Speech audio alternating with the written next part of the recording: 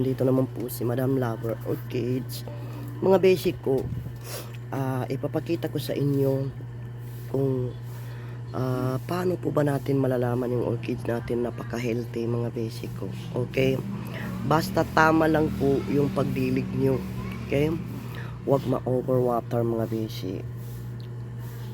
Okay? So ngayon, ipapakita ko sa inyo kung paano po natin malalaman yung orchids natin na healthy. Number one, pag nakikita nyo po yung orchids nyo na sobrang kintab ng mga dahon nila, okay, tulad nyan mga basic, nakikita nyo makintab, okay.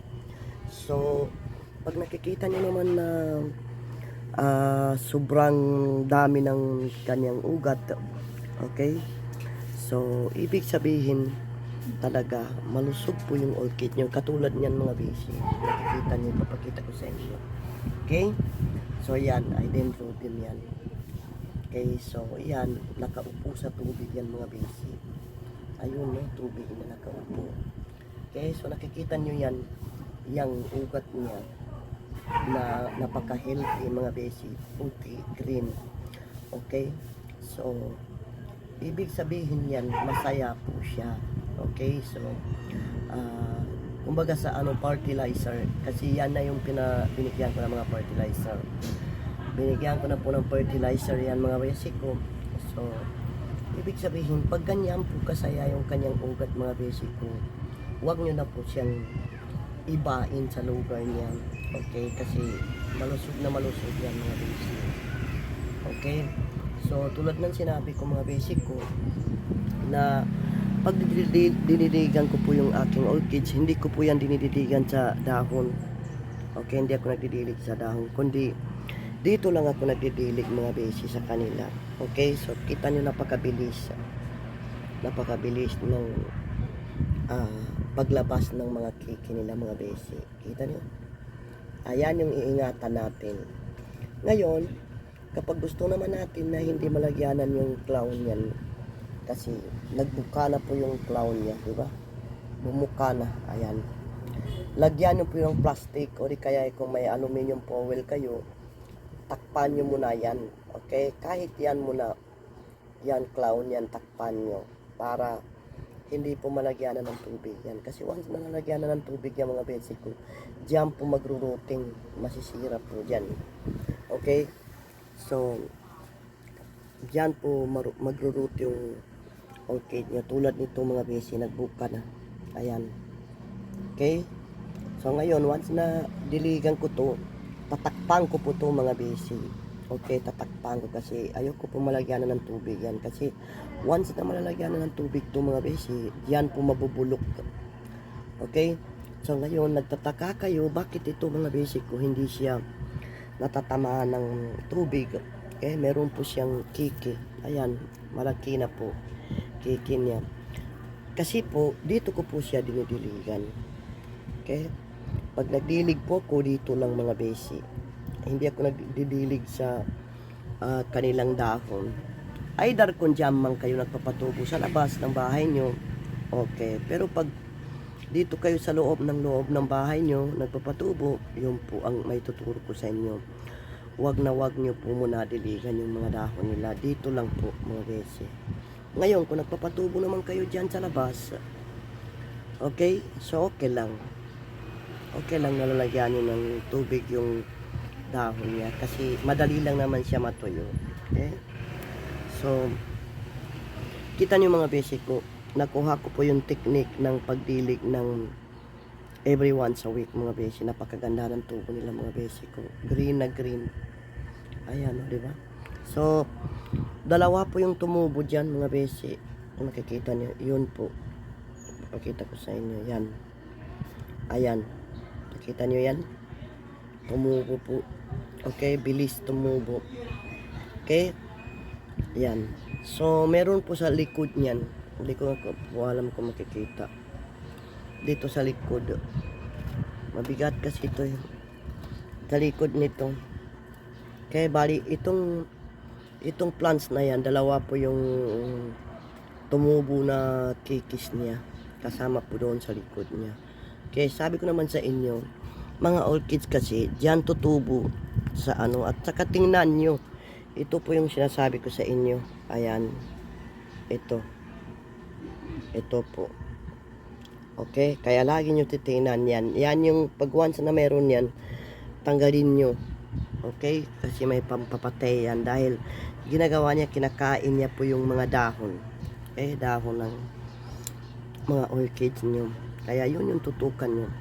Okay, so kung maalala nyo, ito po yung sinabunan natin mga basic. Di ba po? Sinabunan natin yung mga dahon niya. So ayan, napakaganda ng tubo nyo. Tapos, ngayon, malalaman nyo kung gaano ka-healthy ang orchids nyo. Kasi dito nyo makita. Dito nyo makita sa kanyang ugat. Ayan, no, lumalabas yung ugat niya mga basic. Oh. Okay? So ayan po yung kanyang baby, anak. Nanganak na po. Okay? So ayan, dyan yung makikita yung orchids nyo na sobrang healthy mga basic. Kasi sa ano pa lang, sa ugat pa lang mga basic ko ay dyan po tumatama yung ano, ibig sabihin maganda yung kuha niya ng pag-inom niya ng fertilizer. Okay, so ang ginagamit ko pong fertilizer mga basic ko, ipapakita ko sa inyo para sa dendrobium ha. Ito po yung ginagamit ko. Ito po mga basic ko, 30-10-10. Okay? So, sa mga bago naman, Kiki, ito naman yung ginagamit ko, orchid fertilizer, 15-30-15 plus, complete vitamin na to mga basic. Ito po yung ginagamit ko sa mga maliliit pa pong mga orchids. Yan. Okay? So, ngayon, ginagamit ko naman po sa aking banda, mga basic ko. Itong banda ko na to ay ito po yung gamit ko naman sa kanya. Ito 6-30-30. Okay, orchids formula food. Okay, fertilizer. Yan po yung ginagamit ko sa kanya. So nakikita nyo ang ano niya, resulta mga basic. Papakita ko sa inyo. Ayan, nakikita nyo. Ito. Yan. Okay. So, tsaka ito mga basic. Oh. Yan. Okay. Lalo pa yun sa kabila. Ito. Oh. Diba?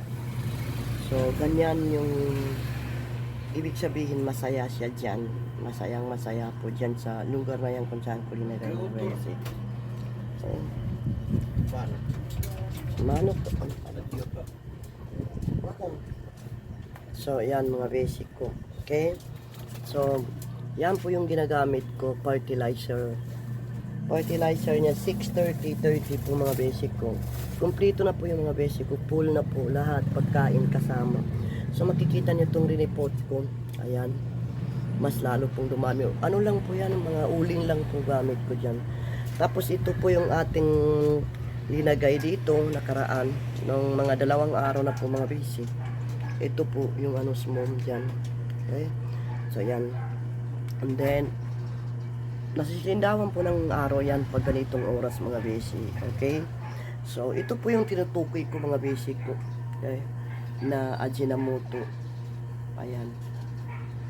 Patay po siya mga basic. Okay? So I'm disappointed really. Anyway, what to do? Okay, subok lang naman yun mga basic ko. Hindi ako comfortable sa Ajinomoto mga basic ko. Pero pagdating naman sa mga non-orchids tulad nito, non-orchids mga basic ko, yan po yung ginagamit ko sa kanila. Ito mga ganito. Okay? So non-orchids mga basic ko, yan po yung ginagamit ko sa non-orchids, Ajinomoto po. Ayan, nakikita niyo. Napakagrabe. Grabe ng tubo nila. Oh.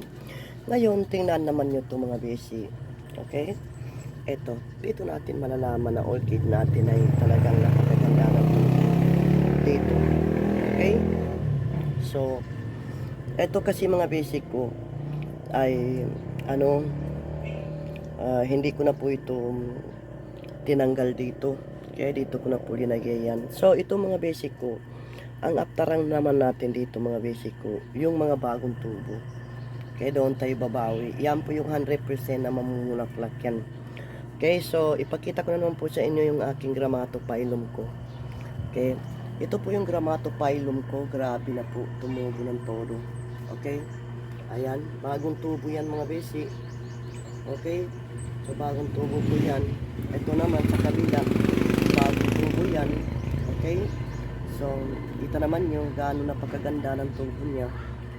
So anyway mga basic ko, tingnan nyo. Okay, so napakasaya nila kasi nga po na-adjust na natin yung pagtutubig po sa kanila every once a week lang po mga basic.